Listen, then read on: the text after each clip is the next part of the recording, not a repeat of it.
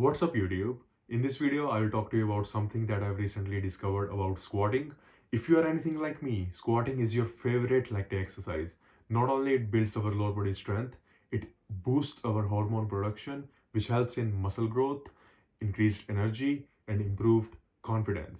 So if you are an intermediate lifter or just starting out, you might have heard about a golden rule of squatting, which goes like, don't let your knees go past your toes. And at first, it sounds reasonable. To me, it did. It felt a safe and no risk approach for avoiding injury and protecting our knees. But now I believe that that's not the case. And let me tell you why I'm saying this by diving deeper into the science and biomechanics of squatting, which works. So let's start off with a squat form that I did for 7 months, and maybe you are doing it too. So the advice for this goes like, push your hips back and bring them down first while keeping your knees and shins perpendicular to the ground, and don't let your knees go past your toes. So when I was doing squats like this, I felt that the load is more on my glutes and hamstrings, but I kept on doing it.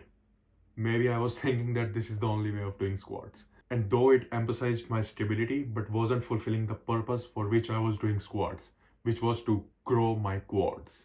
And the thing is, when we do squats like this, we shift the focus away from our quads, which means they are doing the less work. And less work means less growth. Now that doesn't mean that this form is bad. It has its own place, especially if you're targeting your glutes, hamstrings, or just building raw power for movements like deadlifts. But the thing is, our quads are one of the most largest and most powerful muscle groups in our entire body. So I think they deserve their time in the spotlight. And if your goal is same as me, to grow more stronger and more defined quads, then sticking to this form alone might hold you back, as it did to me. I was squatting 205 pounds, but was it coming from my quads? Maybe not. Did I realize it? Hell yeah. And when I realized it, I started researching about a squat variation that emphasizes quads. And that's when I stumbled upon one of Elliot Hall's videos in which he was training with his children. And he explained to them to first bring your knees forward and then your hips down. Knees forward, hips down. And before that time, I watched many of Elliot Hall's videos, so I respect him as a man and trusted his advice. And immediately on the next leg day, I tried this variation, and man, the first thing I had to do was to reduce the weight by 40 pounds. So instead of 205 pounds, I found myself at 165 pounds with 6 to 8 reps. But lowering the weight didn't make me feel sad, because this time the focus is more on my quads. My quads were engaged as compared to my glutes and hams. This is a comparison of what I was doing and what I'm doing now. So if you look closely, you will notice the difference. So in the first video, my knees are comparatively perpendicular to the ground and I'm leading from my glutes. However, in the second video, my knees are going down and forward before my glutes. And this has made a huge difference in my quads growth, which you can see here. Now we can see some definitions. So if you're planning to do your squat form with this variation, which you should be if you're planning to grow your legs, you might need to lower the weight as you might be lifting now. But don't feel sad about it. Don't think too much of lowering your weight, because the satisfaction you will get after your sets will speak for itself, because you're gonna unlock a muscle group that have been ignored unconsciously. So that's basically what I wanted to share in this video.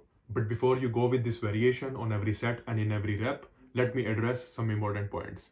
First is that your heels must stay flat to the ground and slightly pointing outwards.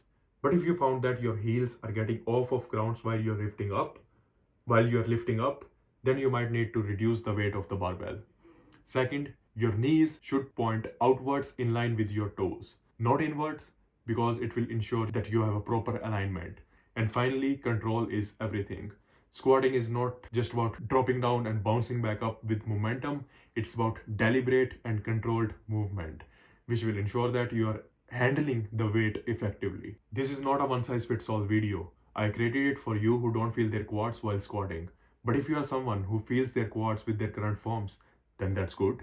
Keep it up. Keep striking up the barbell while continue to grow stronger quads. However, if you are someone who don't feel their quads while squatting, then try out what I've said in this video, try out this variation and rewatch this video if you want. And if this variation will help you in any way, then consider sharing this video to your bro who wants to know which squat form is better to grow quads. and let me know down below what's your preferred squatting style. That's it. Done.